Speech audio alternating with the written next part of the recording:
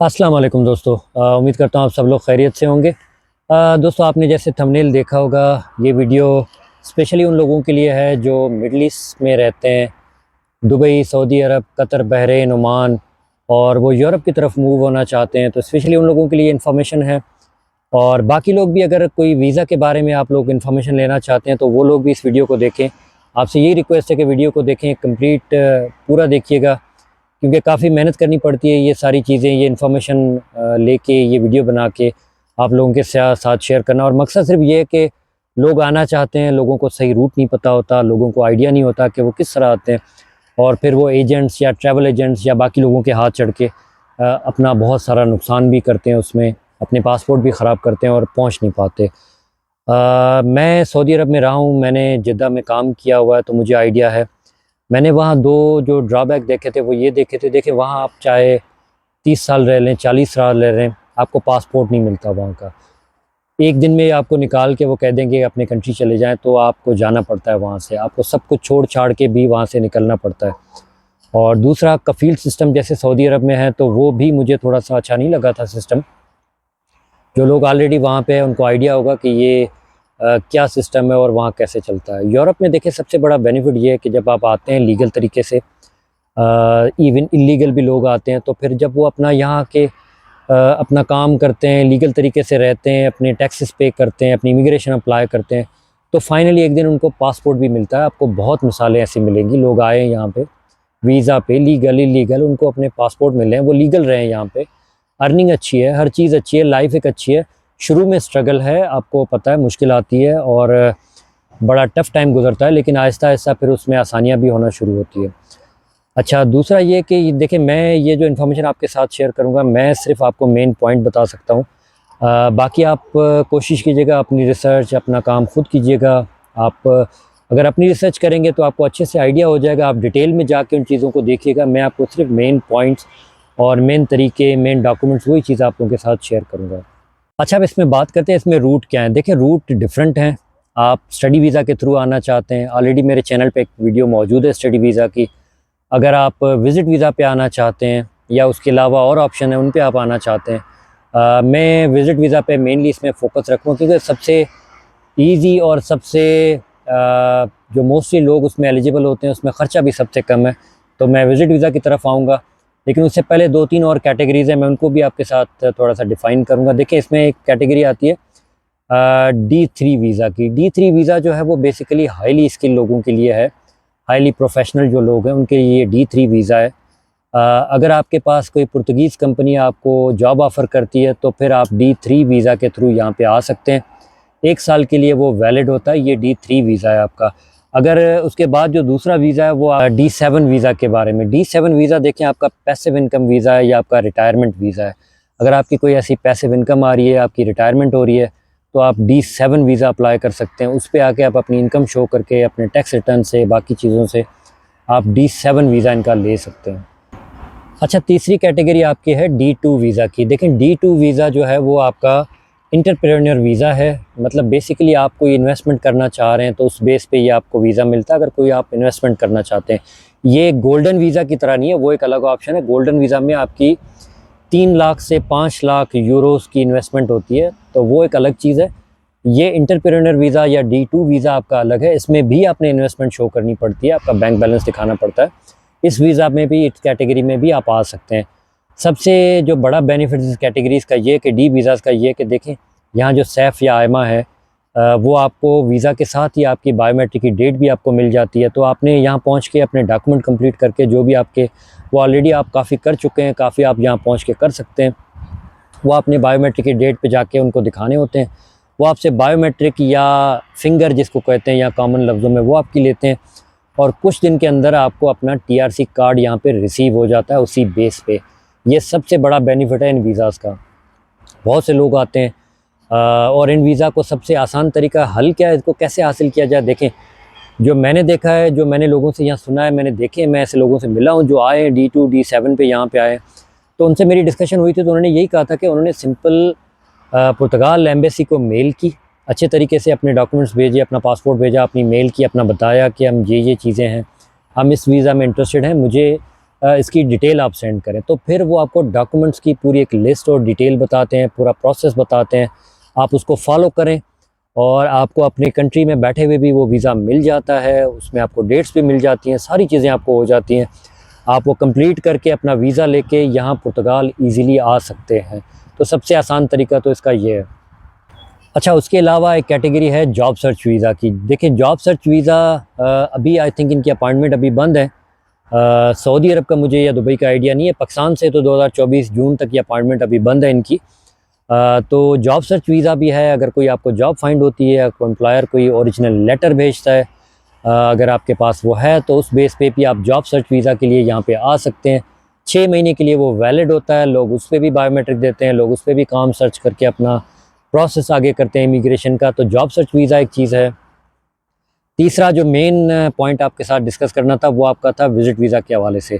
देखें, ये visit visa की जो है, मेरे पास जो लिस्ट बनी हुई है, ये ऑफिशियल वेबसाइट की जो रिक्वायरमेंट है, मैं आपको वही बताऊंगा इसमें। अच्छा, सबसे पहले इसकी मैं फ़ीस आपको बता देता हूँ। देखिए, सऊदी अरब में जो इसकी फ़ीस है, अच्छा, इस पर भी मैं आपको स्पेन के हवाले से बताऊँगा। देखें, शेंजन कंट्रीज़ का आलमोस्ट रिक्वायरमेंट सेम होती है सबकी। आप किसी एक शेंजन कंट्री, 27 कंट्रीज़ में किसी एक का वीज़ा ले लें। लेने के बाद आप 27 कंट्री में विद इन वीज़ा टाइम आप मूव कर सकते हैं डोमेस्टिकली। आपको कोई इशू नहीं, कोई रोक नहीं सकता। अगर आपके पास टिकट है, वीज़ा वैलिड है, आप लीगली ट्रैवल कर सकते हैं 27 कंट्रीज़ के अंदर। किसी भी एक का लेके आ जाएं। और इनकी रिक्वायरमेंट में भी थोड़ा सा कोई डिफरेंस है, कोई इतना ज़्यादा नहीं है। किसी की बैंक स्टेटमेंट में 6 महीने चाहिए, किसी को 3 महीने चाहिए, किसी का कुछ थोड़ा सा वो हल्का बहुत फॉर्म में कोई चेंजेस आती हैं, बस यही थोड़ा सा फ़र्क है, इतना ज़्यादा डिफरेंस नहीं है। तो मैं आपको स्पेन के हवाले से बताऊँगा जो मेन रिक्वायरमेंट है।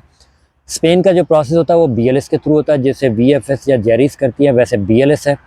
BLS की सऊदी अरब की पहले बात कर लेते हैं। देखिए, सऊदी अरब में जो है वो इनकी रियाज़ और जिद्दे के अंदर ऑफिस हैं। मैं अपनी वीडियो में साइड में कहीं पे इनके स्क्रीनशॉट भी चलाता रहूँगा, आपको एड्रेस इसकी, आपको ईमेल एड्रेस और सारी चीज़ें, सारी डिटेल आप लोगों के साथ शेयर करता रहूँगा। आप लोग वो देखते रहिएगा। आप लोग ख़ुद भी जानना चाहें तो BLS की वेबसाइट पे जाएं, वहाँ पे सारी रिक्वायरमेंट कंप्लीट लिखी है। मैंने भी वहीं से ये सारी रिक्वायरमेंट देखी है जो आप लोगों के साथ शेयर कर रहा हूँ। और इसमें फ़ीस की बात करें, देखिए, सऊदी अरब में जो फ़ीस है वो, अगर एडल्ट एक बंदा अगर अप्लाई करना चाह रहा है 1 पर्सन के लिए, एडल्ट जो फ़ीस है वो 328 सऊदी अरब रियाल है। और अगर आपका बच्चा 6 से 12 साल के बीच में है तो उसकी 164 रियाल उसकी फ़ीस है। अगर यही फ़ीस मैं बात करूँ दुबई के हवाले से, दिरहम में, तो ये दुबई सिंगल पर्सन के लिए 321 है और बच्चों के लिए 161 दिरहम ये है, ये फ़ीस है 6 से 12 साल के बच्चों के लिए। दुबई में ये एक चीज़ वहाँ पे क्लियर लिखी है कि नेशनलिटी पे मैटर करता है कि कौन सी नेशनलिटी है। जैसे कुछ नेशनलिटी में ये जो है वो 482 तक भी चली जाती है, कुछ में 321 तक भी आ जाती है और 241 तक भी है। ये आप वहाँ अपनी कैटेगरी, अपनी नेशनलिटी के हवाले से देख लीजिएगा कि क्या आपकी फ़ीस है। और बच्चों के हवाले से वो लाजमी उसमें कम हो जाती है फिर थोड़ी सी। अब इसकी मेन रिक्वायरमेंट में आते हैं। सऊदी अरब की तरफ इसकी रिक्वायरमेंट, जो सऊदी अरब में इसकी रिक्वायरमेंट है वो क्या है। देखें, सबसे पहले आपको इनकी अपॉइंटमेंट लेनी पड़ती है। आप BLS के थ्रू इनकी अपॉइंटमेंट ले लें। अपॉइंटमेंट वाले दिन अपनी फ़ाइल कंप्लीट करके साथ में चले जाएँ। आपका पासपोर्ट होना चाहिए, वो आपका वैलिड होना चाहिए। पासपोर्ट आपका 3 महीने, अगर अदर नेशनलिटी है तो 3 महीने से आपका वैलिड होना चाहिए। ब्लैंक पेज उसमें होनी चाहिए, ऐसा नहीं आपका पूरा वो फिल हो। आपके 2 पासपोर्ट साइज़ फ़ोटोग्राफ होने चाहिए। आपका वीज़ा एप्लीकेशन फ़ॉर्म होना चाहिए या शेंजन फ़ॉर्म आपके पास होना चाहिए, वो फ़िल करने। कोई उसमें भी हेल्प लेना चाहे मैं आपको बता दूंगा वो कैसे फ़िल करना आपको। सऊदी अरब का आपका एम्प्लॉयमेंट का लेटर होना चाहिए, उसकी NOC होनी चाहिए, उसमें आपकी सैलरी, आपकी बाकी चीज़ें, आपकी पोजीशन, स्टेटस, सैलरी, सारी चीज़ें उसमें मेंशन होनी चाहिए। सबसे अच्छी चीज़ है, वीज़ा लगने के ज़्यादा चांस होते हैं अगर आपकी सैलरी अगर आपके अकाउंट में आ रही है वहाँ पे, तो उस पर सबसे ज़्यादा आपके चांस होते हैं आपके वीज़ा लगने के। तो कोशिश करें आपकी सैलरी आपके अकाउंट में आ रही हो। अगर कैश भी आ रही है तो अगर वो आपका एम्प्लॉयमेंट आपके NOC में वो लिख देता है, लेटर में वो लिख देता है जॉब अपॉइंटमेंट में कि इसकी कैश मिल रही है, तो वो भी एक्सेप्टेबल है, वो भी हो जाती है आपकी उसके साथ में। उसके अलावा आपको वो परमिशन आपके पास होनी चाहिए कि आप जाएंगे, वापस आएंगे, किस पर्पज़ के लिए जा रहे हैं, वो आपके एम्प्लॉयमेंट से आपको मिल जाती है। अगर आप सेल्फ एम्प्लॉयड हैं तो आपके पास ट्रेडिंग लाइसेंस आपका होना चाहिए। ये आपके डॉक्यूमेंट इंग्लिश में आपके कन्वर्ट होने चाहिए और चैम्बर ऑफ कॉमर्स से ये अटेस्टेड होने चाहिए वहाँ से, सऊदी अरब से। उसके अलावा आपके ट्रिप के बारे में डिटेल होनी चाहिए। आपका कोई अगर ID कार्ड बना हुआ है जॉब के हवाले से, वो होना चाहिए। आपका अकामा कम से कम 3 महीने से ज़्यादा वैलिड होना चाहिए, वो आप साथ में लगाएं इसमें। अगर आप मैरिड हैं तो आपके मैरिड सर्टिफिकेट आपके साथ में लगेंगे, वो आप लगा सकते हैं उसमें साथ में। उसके अलावा आपकी जो मेन चीज़ें हैं वो आपकी देखें, होटल रिज़र्वेशन होनी चाहिए, आपकी फ़्लाइट रिज़र्वेशन होनी चाहिए, आपकी हेल्थ इंश्योरेंस होनी चाहिए।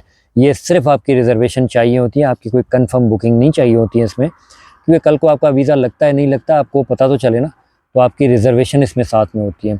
अच्छा, हेल्थ इंश्योरेंस जो है वो इसमें आपकी, उसको बेसिकली ट्रैवल इंश्योरेंस बोलते हैं, वो आपको 30,000 यूरो कवर करती है। इसका मतलब ये नहीं है कि 30,000 यूरो आपने पे करने हैं। देखिए पाकिस्तान का मैं आपको बताऊंगा कि पाकिस्तान में अगर आप 10 दिन की ट्रैवल इंश्योरेंस ले रहे हैं तो आपको 3,000 में वो मिल जाती है। तो सऊदी अरब और इनका भी यही होगा, आपको वही 20-30 रियाल में आपको 10 दिन की या 15 दिन की आपको मिल जाएगी। और मेरा मशवरा ये कि आप अपना ट्रिप 10 दिन का ही रखिएगा, उससे ज़्यादा नहीं रखिएगा, वो अच्छा है। वो चीज़ें मैं आपके आगे आपको इसमें क्लियर करता हूँ, बताता हूँ। ट्रैवल इंश्योरेंस होगी आपकी, ये चीज़ें हो गई आपके वैलिड आपके डॉक्यूमेंट होने चाहिए। अगर आपके बच्चे जा रहे हैं साथ में तो उनके कोई स्कूल लिविंग सर्टिफिकेट्स हैं, कोई ऐसी चीज़ें तो आप साथ में लगा सकते हैं। वाइफ के लिए आप मैरिज सर्टिफिकेट साथ में लगा सकते हैं। आपकी बैंक स्टेटमेंट 6 महीने के लिए स्पेन मांगता है, जर्मनी 3 महीने के लिए मांगता है। 6 महीने आपकी वैलिड बैंक स्टेटमेंट होनी चाहिए और बैंक से आपका जो है वो अकाउंट मेंटेनेंस सर्टिफिकेट साथ में होना चाहिए। ये सारी रिक्वायरमेंट है सऊदी अरब के लिए, अगर जो ट्रैवल करना चाहते हैं, अपना वीज़ा लगाना चाहते हैं सऊदी अरब से। आई थिंक ये 1 हफ़्ते से 15 दिन के अंदर इनका रिप्लाई आ जाता है। अगर आपका ग्रांट होता है, नहीं होता है तो आपको रिप्लाई इसके बीच में आ जाता है। पाकिस्तान में तो 2 महीने भी लग जाते हैं, 3 महीने भी लग जाते हैं। तो ये सारी रिक्वायरमेंट थी जो सऊदी अरब के हवाले से मैंने आप लोगों के साथ शेयर की। अच्छा, दुबई के हवाले से भी देखें, सारी चीज़ें सेम है ऑलमोस्ट।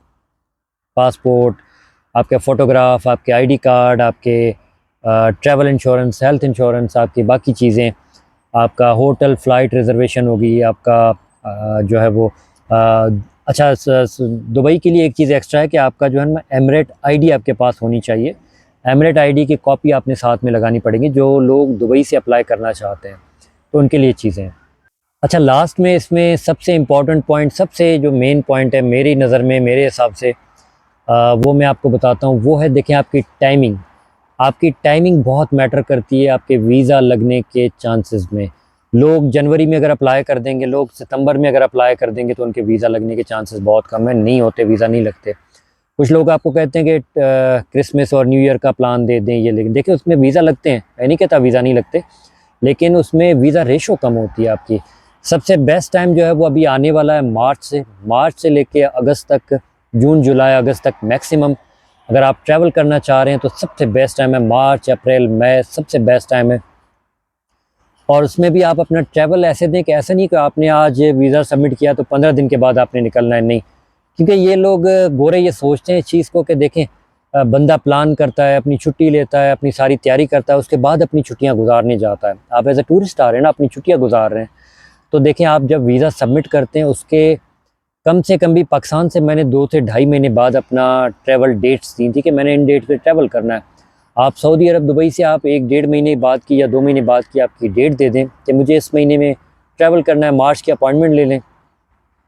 अप्रैल मई में आपने ट्रैवल करना है, किसी ने जून में करना है, इस तरह आप उसमें दे दें तो वो आपके लिए बेस्ट ऑप्शन होता है। और टूरिस्ट सीज़न भी स्टार्ट होती है इनकी, वीज़ा ये बहुत ग्रांट करते हैं सीज़न में। मार्च से आपकी एप्लीकेशन सबमिट हो जाएगी तो आप सबसे पहले इनके रेशो में आ जाएंगे, तो उसमें ये स्टार्ट में ये वीज़ा बहुत अच्छे तरीके से देते हैं। और एक और चीज़ इसमें लास्ट में मेंशन कर दूं कि देखिए आप जब भी अप्लाई करना चाह रहे हैं, जिस कंट्री के लिए करना चाह रहे हैं, उसको उससे पहले थोड़ी सी रिसर्च कर लीजिएगा कि उसके वीज़ा रेशो उस टाइम पे क्या चल रहे हैं, अच्छे चल रहे हैं स्पेन के, जर्मनी के, इटली के, जिसकी भी आपको फिर समझ आए, आपका दिल माने, आपको सही लगे, रिक्वायरमेंट आलमोस्ट यही है, सेम है, तो आप उसके लिए ट्राई कीजिएगा। मेरी आप सबके लिए बहुत सारी दुआएं। वीडियो बहुत लंबी हो गई है तो आई होप आपने कंप्लीट देखी होगी। जो लोग यूरोप में आना चाह रहे हैं, अपना लीगल स्टे करके अपना पासपोर्ट लेना चाहते हैं, अपनी इमिग्रेशन अप्लाई करना चाहते हैं, उन सब के लिए गुड लक, बहुत सारी दुआएं। और आपको कोई हेल्प चाहिए, कोई आपको कन्फ्यूजन हो रही हो तो आप कमेंट करें। मेरी इन्फॉर्मेशन में जो जो चीज़ होगी मैं आपको उसमें गाइड कर दूँगा। और वीडियो को लाइक्स करें, शेयर करें, सब्सक्राइब करें, चैनल पे आएँ, अपने दोस्तों के साथ शेयर करें। ऐसे पुर्तगाल की इमिग्रेशन के हवाले से जो जो इन्फॉर्मेशन होगी, यूरोप के हवाले से, वीज़ा के हवाले से, study visa, visit visa, different countries के हवाले से जो जो इन्फॉर्मेशन होगी, ट्रैवल व्लॉग्स होंगे, वो मैं आप लोगों के साथ इस चैनल पे शेयर करता रहूँगा। तो अपनी ख़ास दुआ में याद रखें। आपसे मिलते हैं अगली वीडियो में।